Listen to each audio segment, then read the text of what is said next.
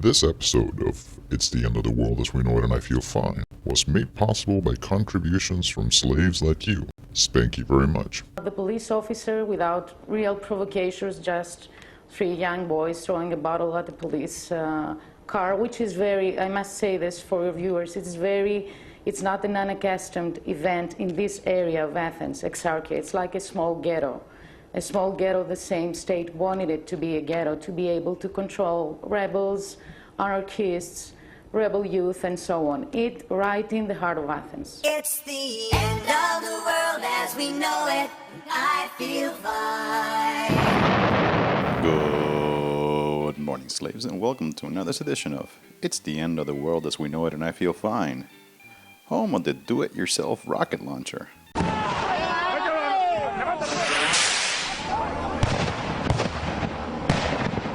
I am your host, Stimulator, and yes, I am in the land of anarchist revolutions and fireworks, a place some people call Spain.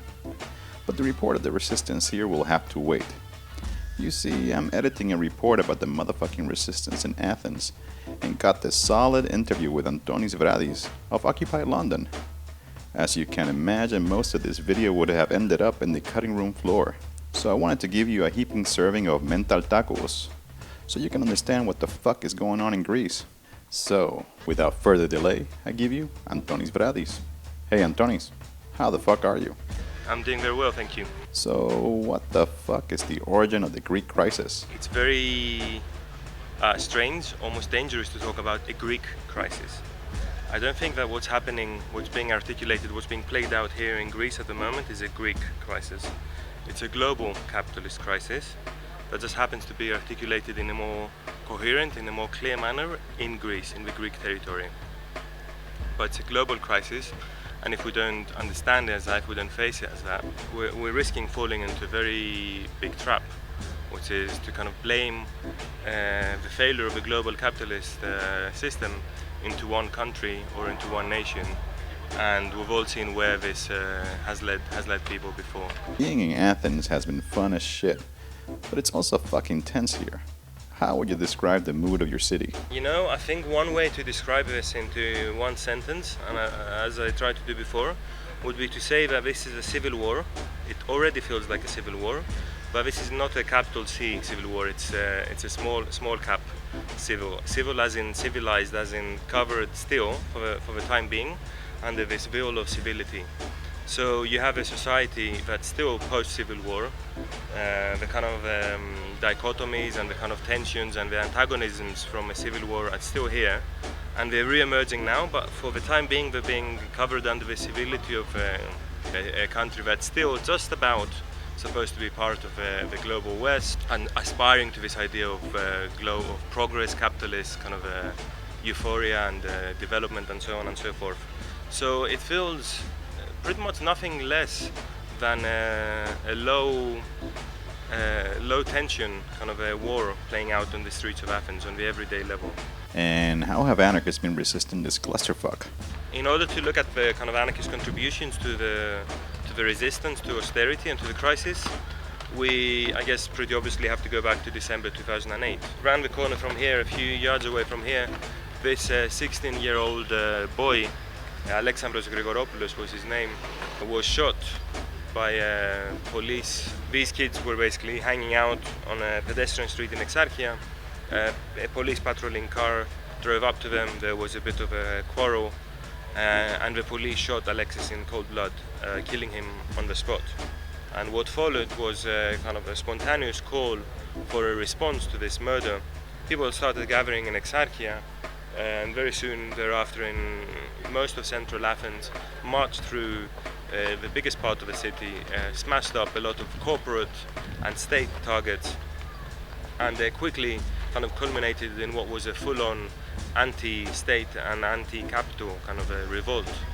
And ever since you've had this kind of the withdrawal of state kind of infrastructures from the everyday life, where basically have all these provisions being taken away, even the most minimal ones that existed here in the Greek territory. You've definitely had a lot of anarchist groups and anarchist initiatives springing up and trying to to play a role not of replacing the state in any way, but actually filling a void by in a different kind of way, in a way that would no longer be hierarchical or authoritarian, in a way contributing towards people's the reconceptualization of their everyday life. Not just doing politics differently, by way of living in a different kind of way. So, concrete examples of this would be the assemblies that you had springing out of December, the popular assemblies and the neighborhood assemblies. Actually, and this is important, neighborhood assemblies mostly kind of trace back to December, because there was the idea of the revolt spreading out to the neighborhoods and trying to kind of like hold roots into different neighborhoods of Athens and other cities. And then you have what are called the popular assemblies, which spring out from Syntagma, the square occupation movement of last summer, which again is an idea to kind of like try and diffuse the power of these assemblies back into the local level. So very similar ideas, but different kind of like histories. So you start from this, you start with these assemblies where people basically go back into their locales where they live their everyday lives, and they say, we want to know each other better, and we want to organize with each other, and want to live in a much more kind of anti-hierarchical kind of way. And out of this initial kind of organizing, restructuring, you have a lot of grassroots projects springing up. Anything from barter economy, you know, people going beyond the idea of money and exchanging goods basically between them, or produce, not products anymore, but basically valuable items for their existence. So in this way, not so much in the spectacular way, I think that a lot of people might be used in seeing in North America or in Western Europe, you know, the kind of riot, the riot porn. Did you say riot porn?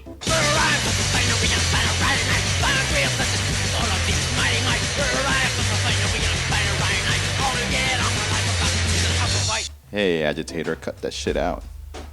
Many apologies, Antonis. Where were we at? People have gone well beyond that, I think, in trying to organize and restructure their everyday lives. So, where the fuck do the Greek Anarchists come from? The Greek Anarchist movement has a presence in this part of the world, in this territory, for well over a century. But in the form that we see it today, it basically stretches back to just before and during the colonel's dictatorship of 1967 to 74, and immediately afterwards in the so-called metapolitevsi, the post-dictatorial period where the anarchist ideas, the post-1968 movement is kind of transplanted into this part of this corner of Europe.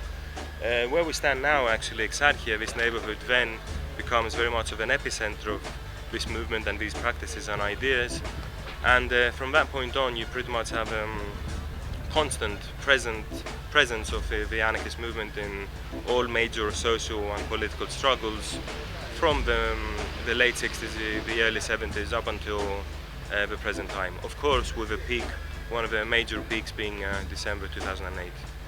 How have the anarchists responded to the bonehead douchebag piece of shit, good-for-nothing Nazi wannabes of Golden Dawn? We have to remember that Greece had a dictatorship that, yes, it did end in 1974 officially, but there was a transition and not a rupture into the post-dictatorial state, into the democratic state. And this is hugely important because it means, of course, the states are always authoritarian, always repressive towards the populations, but what you have here is a state that has a clear continuity with a totalitarian regime, which was never quite officially discontinued. It was defeated in paper or visibly, but it was never quite defeated completely. So a lot of these junta sympathizers and a lot of these far-righters, the extremists, continued to be active politically, and more importantly, they continued to have a very active role within the state mechanism. So the Golden Dawn, as an ideological party, has always been on the fringes of society. They've always been, and they could only be so, like a neo-Nazi party, a Nazi sympathizing party in a territory, in a part of the world where the Nazis caused huge pain. Only a few decades ago, it doesn't logically make any sense. They can't really exist.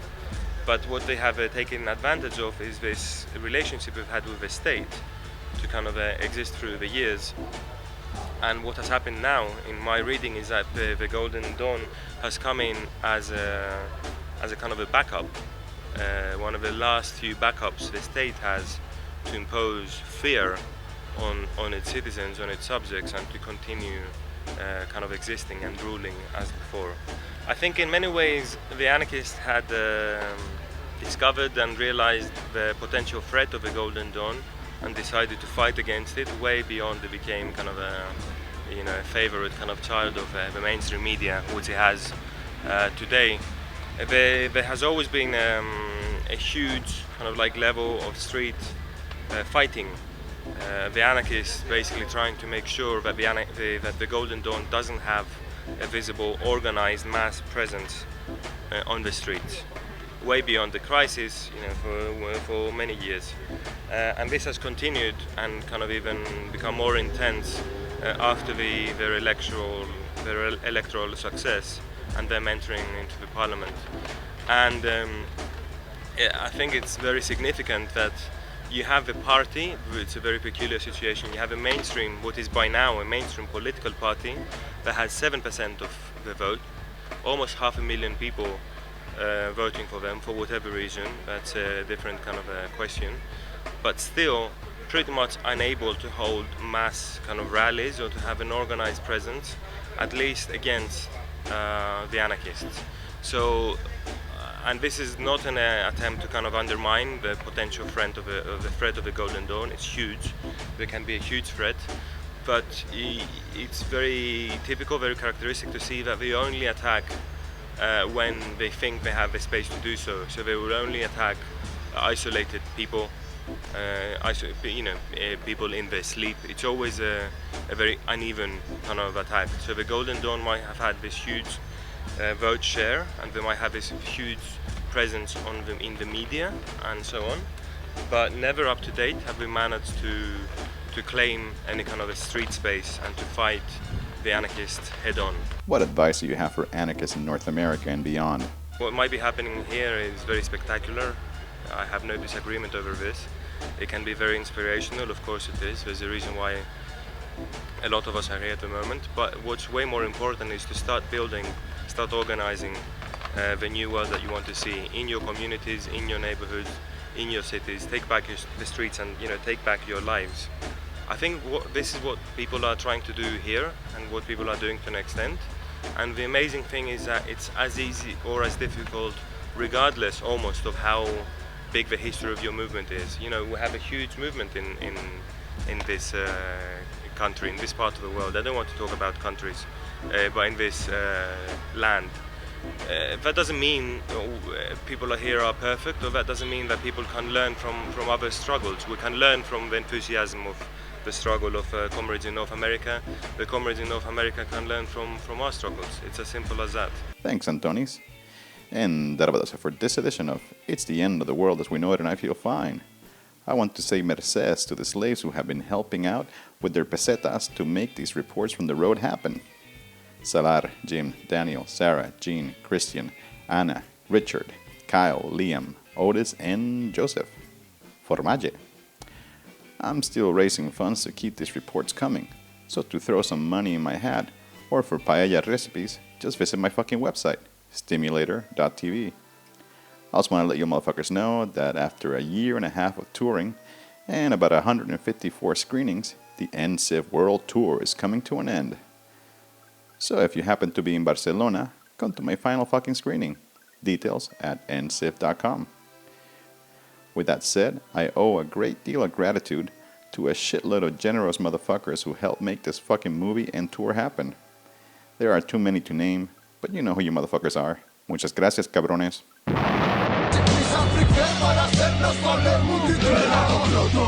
Εξεγεύσεις καμπάνες σημάναν μέσα στον δρόμο.